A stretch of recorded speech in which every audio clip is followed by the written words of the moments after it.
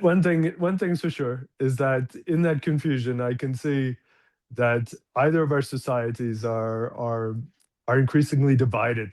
You know, we're Mm, divided on our social media. We get upset and outraged about, especially on the taboo is politics. That one, right. it seems like we can't have that conversation with anyone that Yeah. has a different opinion than ours without getting all upset. So I wanted definitely to explore that and see where that took us. So I started doing art installations and bringing my artwork into public spaces and talking to strangers about the taboo subject of politics and see what would happen. What is the craziest reaction you've had to one of your installations and conversations? So often it can be incomprehension. Oh, like what the heck is this doing Yes, here? Because they're in the place where they shouldn't be, right? right.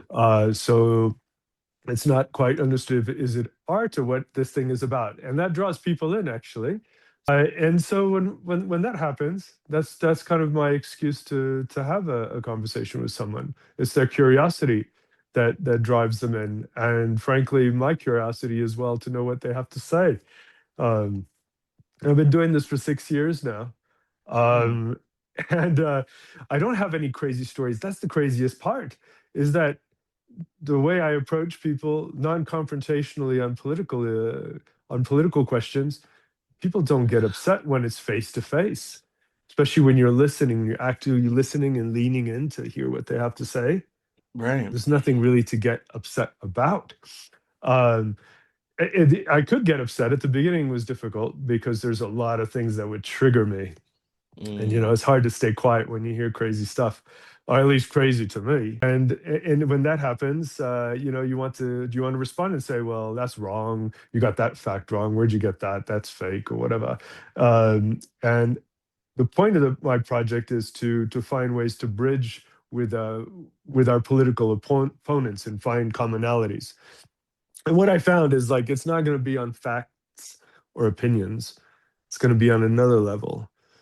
And what I found is that it's going to be on an emotional level. If they're angry about something or frustrated, that might be I might be frustrated about of the current state of U.S. politics, and I'll share that with them. And then we have a bridge, and conversation, very interesting conversations take place afterwards. And then the yeah. idea is that they'll do the same with other people. It's very basic. However, I bring unusual methods to get there.